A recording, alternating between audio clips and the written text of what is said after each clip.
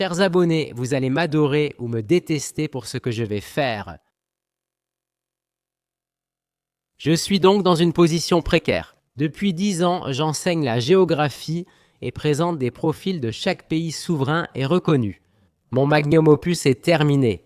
Après l'épisode sur le Zimbabwe, j'ai eu un peu d'attention. Interviewé, des articles sur la chaîne, un soutien incroyable des fans, je me retrouve maintenant dans une situation particulière. Comment avancer après ça? Que dois-je faire? Maintenant que mon plus grand accomplissement est terminé, je me sens comme Marvel. Après Avengers, Endgame, ils ont eu un dernier moment épique, une bataille saluée et émouvante, puis ils ont tenté de poursuivre avec d'autres projets. Dans cette industrie, on doit se réinventer ou prendre sa retraite, et je ne veux pas la prendre. Pendant que je prépare mon prochain coup, j'ai aussi des missions secondaires, dont retrouver mon grand-père biologique. Il est sûrement déjà décédé, mais j'ai besoin de savoir ce qui s'est passé après son rapatriement aux États-Unis, peu après la naissance de ma mère. Je dois aussi améliorer mon alimentation et retrouver la forme. Oui, j'ai une certaine dysmorphie corporelle, mais c'est aussi visible, je me suis laissé aller, mes abdos sont devenus de la graisse. Il faut reprendre la routine. Aussi, je pense que je devrais peut-être aller voir un otorhinolaryngologiste. Il y a longtemps, j'ai reçu un coup de coude sur le nez alors que j'étais déguisé en hot dog. C'est une longue histoire.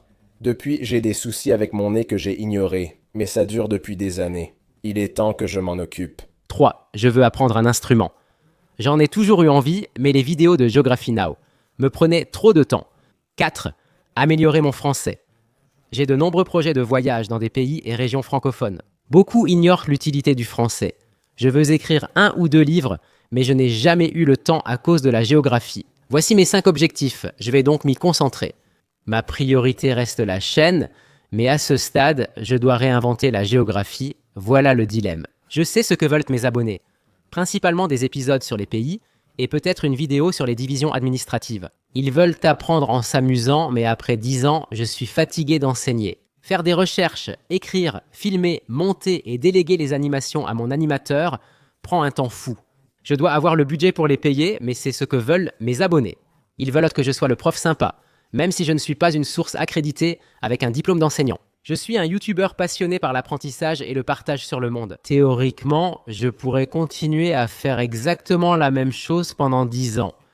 Mais je sais que si je fais ça, je vais devenir fou et perdre la tête. Alors, comment puis-je avancer sans compromettre l'intégrité de cette chaîne, qui est une chaîne éducative basée sur la géographie, sans être l'enseignant qui doit écrire des scripts longs et recherchés, puis les lire tout le temps devant un prompteur? Eh bien, j'ai une idée. En fait, j'ai cette idée depuis des années, mais j'ai dû attendre que l'épisode sur le Zimbabwe soit terminé pour pouvoir commencer.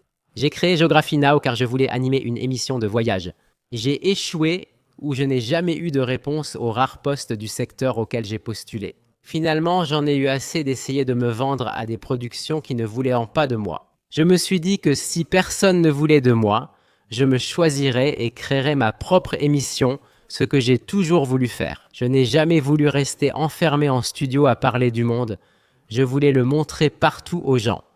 J'ai passé 10 ans à étudier chaque pays, mais surtout via le prisme limité de la recherche académique en ligne. Je dois maintenant mettre en pratique tout ce que j'ai appris ces 10 dernières années et vivre ma recherche sur le terrain.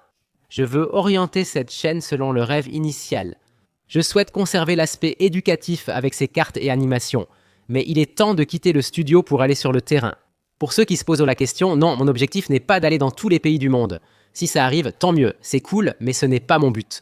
Et pour être tout à fait franc, à mon avis, aller dans tous les pays du monde, c'est un peu dépassé et vu et revu. À ce stade, il y a déjà plus de 300 personnes connues qui l'ont officiellement fait, et la liste ne cesse de s'allonger. Comme ceux qui gravissent l'Everest pour se vanter, moi je voyage non pour m'en vanter, mais pour découvrir. Soit personne, soit très peu de gens ont vu ou documenté, comme lorsque je suis devenu la première personne connue à se documenter lui-même. Parcourir le corridor le plus étroit du monde en Afrique de l'Ouest fut l'un des plus beaux jours de ma vie. Si c'est déjà fait, cela ne m'intéresse plus. Je ne veux pas escalader l'Everest, mais découvrir un nouvel Everest et être le premier à l'escalader.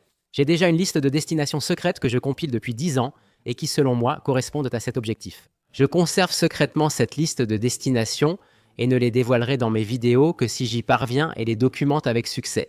C'est ce que je veux faire, mais cette nouvelle direction pourrait nuire à ma carrière et mes abonnés pourraient ne plus regarder. Mais je m'en fiche maintenant. Je prépare secrètement cette prochaine étape depuis 10 ans et je sais que c'est ce que je veux faire. Je suis fatigué d'enseigner la géographie, Il est temps de faire de la géographie.